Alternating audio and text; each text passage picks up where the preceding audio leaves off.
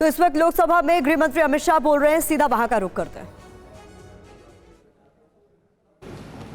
महान क्रांतिकारी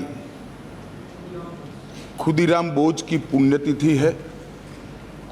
मैं पूरे सदन के सामने शीश झुकाकर उनको नमन करना चाहता हूं और उनकी स्मृति से प्रेरित होकर युगों युगों के लिए जो युवा देश के लिए काम करेंगे, वो सब के लिए महान क्रांतिकारी खुदीराम बोस जी का जीवन प्रेरणा के स्रोत हमेशा के लिए रहेगा, इसका मुझे विश्वास है। माननीय अध्यक्ष जी, आज का ऐतिहासिक दिवस है। आज के ही दिन दादरा नगर हवेली का भारतीय संघ में विलय हुआ था और भारतीय संघ एक प्रकार से संपूर्ण राष्ट्र बना था। माननीय अध्यक्ष जी, आज जब मैं ये 3 विधेयक लेकर आया हूं, उस वक्त आज़ादी के अमृत महोत्सव का समापन हो रहा है और आज़ादी के अमृत काल की शुरुआत होने का समय है। 15 अगस्त से आज़ादी का अमृत महोत्सव समाप्त होगा और 16 अगस्त से आज़ादी की 75 साल से 100 साल की यात्रा की शुरुआत होगी, जो निश्चित रूप से महान भारत की रचना करेगी। प्रधानमंत्री नरेंद्र मोदी जी ने इस देश के सामने गत 15 अगस्त को लाल किले की प्राचीर से अपना उद्बोधन देते हुए 5 प्रणों को देश की जनता के सामने रखा था। माननीय अध्यक्ष जी, ये 5 प्रण में से एक प्रण था कि हम गुलामी की सभी निशानियों को हम समाप्त कर देंगे, हमारे मन से वो बोझ को दूर करेंगे। माननीय अध्यक्ष जी, आज मैं जो 3 विधेयक एक साथ लेकर आया हूं, वो तीनों विधेयक एक प्रकार से मोदी जी ने जो 5 प्रण लिए हैं, उसमें से एक प्रण की अनुपालना करने वाले हैं। माननीय अध्यक्ष जी, ये तीनों विधेयक दंड विधान प्रक्रिया, क्रिमिनल जस्टिस सिस्टम को बेसिक कानून, इसके लिए मूलभूत कानून ये 3 विधेयकों के अंदर है। एक है इंडियन पिनल कोड जो 1860 में बनाया गया, दूसरा है क्रिमिनल प्रोसीजर कोड जो 1898 में बनाया गया और तीसरा है इंडियन एविडेंस एक्ट जो 1872 में बनाया गया। 1860, 1898 और 1872 में अंग्रेजों द्वारा बनाए गए, अंग्रेजों की संसद के द्वारा पारित किए गए ये तीनों कानूनों को समाप्त कर आज हम तीनों नए कानून पुरस्कृत करने के लिए मैं आया हूं। माननीय अध्यक्ष जी, इंडियन पिनल कोड 1860 की जगह भारतीय न्याय संहिता 2023 अब एस्टैब्लिश होगी।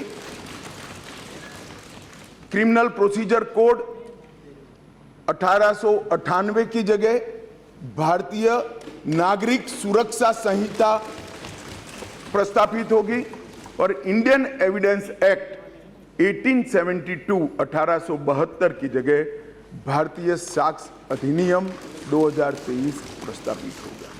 यह कानूनों की जो कानून रिपील होंगे इस तीनों विधेयक से, वो कानूनों की आत्मा जो है, वो कानूनों का मध्य बिंदु है कानून बनाने का, वो अंग्रेज शासन को मजबूत करने की दृष्टि से कानून बनाए गए थे।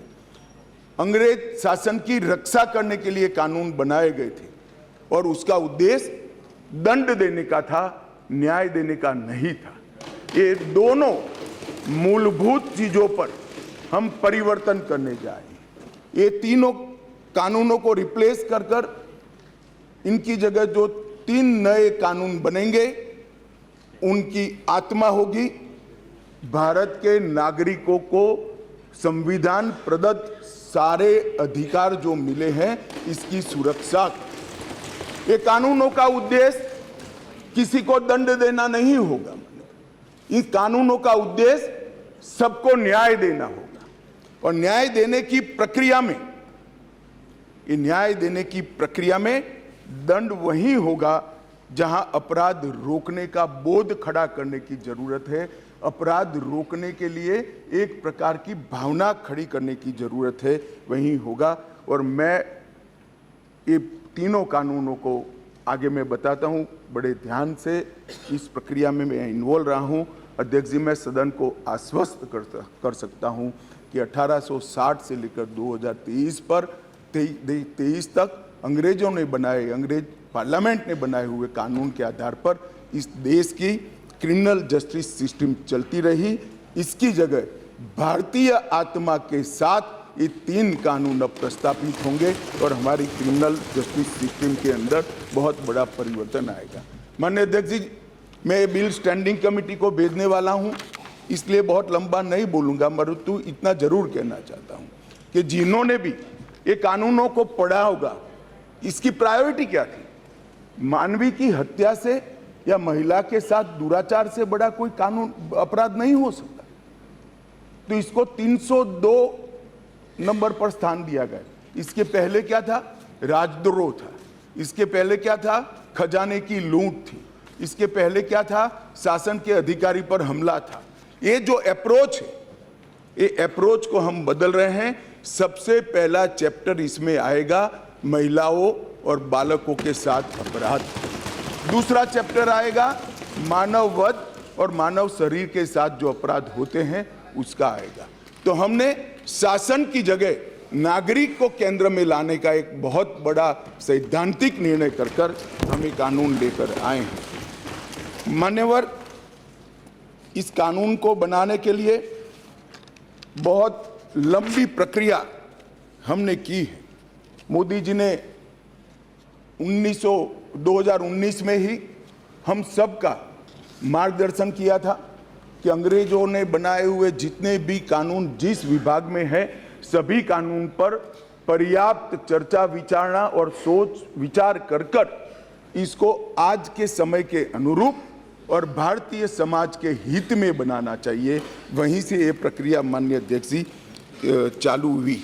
ढेर सारी कंसल्टेशन की प्रक्रिया इसके लिए हुई है। मान्यवर, मैं आपको बताना चाहता हूं, हर जगह पे व्यापक कंसल्टेशन किया गया है। मैंने अगस्त 2019 में ही देश के सारे हाईकोर्ट चीफ जस्टिस को पत्र लिखा था, सर्वोच्च अदालत के सारे न्यायाधीशों को लिखा था, देश की सारी लॉ यूनिवर्सिटी को पत्र लिखा था। 2020 में थोड़ी बेस बनने के बाद सारे सांसदों को लिखा, सारे मुख्यमंत्रियों को लिखा, सारे राज्यपालों को लिखा, संघ शासित प्रदेश के प्रशासकों को लिखा और ढेर सारे कंसल्टेशन के बाद ये प्रक्रिया आज कानून बनने में सफल हुई है। माननीय अध्यक्ष जी, इसका मुझे बहुत बड़ा संतोष है कि बेस बरुआ समिति, विश्वनाथन समिति, मलिमत समिति, माधव मेनन समिति और गृह मामलों की स्थायी संसदीय समिति 2011, 2005, 2006 इसकी रिपोर्ट 111वीं, 110वीं, 146वीं, ये सारी रिपोर्टों का बृहद संकलन कर सभी राज्यपालों, मुख्यमंत्रियों, सभी विधायकों, सभी सांसद और सभी न्यायाधीशों से, हाई कोर्ट से, सुप्रीम कोर्ट से और लॉ यूनिवर्सिटी से आए हुए सारे प्रस्तावों को, सारे सुझावों को कंसीडर कर लाइन बाय लाइन इसको पढ़कर ये विधेयक लेकर मैं आज सदन के सामने उपस्थित हुआ हूँ। माननीय अध्यक्ष जी, 18 राज्यों, 6 संघ शासित प्रदेश, भारत की सुप्रीम कोर्ट, 16 हाई कोर्ट, 5 न्यायिक एकेडमी, 22 विधि विश्वविद्यालय, 142 सांसद और लगभग 270 विधायकों ने इसमें सुझाव दिए हैं। जनता के भी बहुत सारे सुझाव आए हैं जिसको कंसिडर किया गया। माननीय अध्यक्ष जी, 4 साल तक इस पर गहन विचार विमर्श हुआ है। मैं जिसमें उपस्थित हूं, ऐसी 158 बैठकें हमने रिकॉर्ड पर करी है माननीय अध्यक्ष जी। बाय लाइन इसको हमने पढ़ा है। मान्यवर, भारतीय नागरिक सुरक्षा संहिता जो सीआरपीसी के को रिप्लेस करेगी, इसमें अब 533 धाराएं बचेगी, 160 धाराओं को बदल दिया गया है, 9 धाराएं नई जोड़ी गई है और 9 धाराओं को निरस्त किया गया है। भारतीय न्याय संहिता जो आईपीसी को रिप्लेस करेगी, इसमें अब पहले 511 धाराएं थी, इसकी जगह 356 धाराएं होगी, 175 धाराओं में बदलाव हुआ है, 8 नई धाराएं जोड़ी गई है और 22 धाराएं निरस्त कर दी गई। भारतीय साक्ष्य अधिनियम जो एविडेंस एक्ट को रिप्लेस करेगा, इसमें 170 धाराएं होगी, पहले 167 थी, 23 धाराओं में बदलाव किया है, 1 धारा नई जोड़ी गई है और 5 धाराएं निरस्त की है। मान्यवर, मैं सदन को बताना चाहता हूं, ये तीनों कानूनों में गुलामियों की निशानी से भरे हुए कानून। सबसे पहले तो इसको ब्रिटेन की पार्लियामेंट ने पारित किया था, हमने अडॉप्ट किया था, यहीं से शुरुआत होती। परंतु इसके अलावे आज भी जो कानून आज इससे निरस्त होंगे, जब सदन पारित करेगा, तब वो कानूनों के अंदर कुछ शब्द थे मैं जरूर कहना चाहता हूं, जिससे हमें मालूम पड़ेगा कि 75 साल तक हम किस कानूनों के आधार पर क्रिमिनल जस्टिस सिस्टम को चलाए हैं। पार्लियामेंट ऑफ यूनाइटेड किंगडम का जिक्र है, प्रोविंशियल एक्ट का जिक्र है, notification by the crown representative का जिक्र है, लंदन गैजेट का जिक्र है, ज्यूरी और बैरिस्टर का जिक्र है जो हमारे यहाँ कब के चले गए, लाहौर गवर्नमेंट का जिक्र है, कॉमनवेल्थ के प्रस्ताव का जिक्र है, United kingdom of great Britain and Ireland parliament का जिक्र है, हर मेजेस्टी और बाय द प्रीवी काउंसिल, ऐसे हर जगह रेफरेंस दिए हुए हैं। Copies and extracts content in the London gadget, इसके आधार पर एक कानून को बनाया गया है। Possession of the British crown, इसका भी जिक्र आज भी है। Court of justice in England, इसका भी जिक्र 33 से ज़्यादा जगहों पे है। हर मैजेस्टी डोमिनियंस का इस अधिनियम के अंदर ढेर सारे जिक्र है। टोटल 475 जगह ये गुलामी की निशानियों को समाप्त कर कर आज हमने एक नया कानून मान्यवर लेकर आए हैं। माननीय अध्यक्ष जी, इस कानून से हमने नए युग को जोड़ने का भी प्रयास किया है। हमारी क्रिमिनल जस्टिस सिस्टम में बहुत समय लगता है।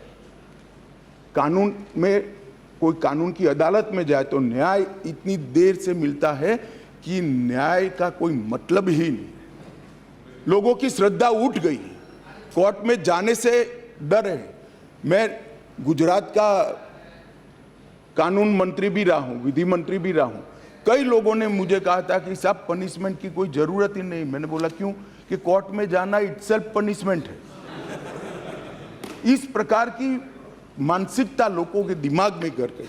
हमने इसीलिए आधुनिक से आधुनिक तकनीक को इसके अंदर समाहित करने का निर्णय किया है। माननीय अध्यक्ष जी, दस्तावेजों की परिभाषा का विस्तार कर कर इलेक्ट्रॉनिक या digital record, email, server longs, computer, smartphone, laptop, SMS, website, locational साक्ष्य, डिवाइस पर उपलब्ध मेल और मैसेजेस, ये सभी को कानूनी वैधता इस देता है, जिससे अदालतों के अंदर जो कागजों के ढेर लगते हैं, अंबार लगते हैं, वो समाप्त हो जाएंगे। एफआईआर से केस डायरी और केस डायरी से चार्जशीट और चार्जशीट से जजमेंट तक की सारी प्रक्रिया को डिजिटलाइज करने का प्रावधान इस कानून के अंदर मैं लेकर आया हूं। अदालत की सभी कार्यवाही को टेक्नोलॉजी के माध्यम से करने के लिए हम करते हैं। अभी आरोपी की पेशी ही सिर्फ वीडियो कॉन्फ्रेंस से हो सकती है, अब संपूर्ण ट्रायल क्रॉस सहित की वो वीडियो कॉन्फ्रेंस से होगी। शिकायतकर्ता और गवाहों का परीक्षण भी होगा।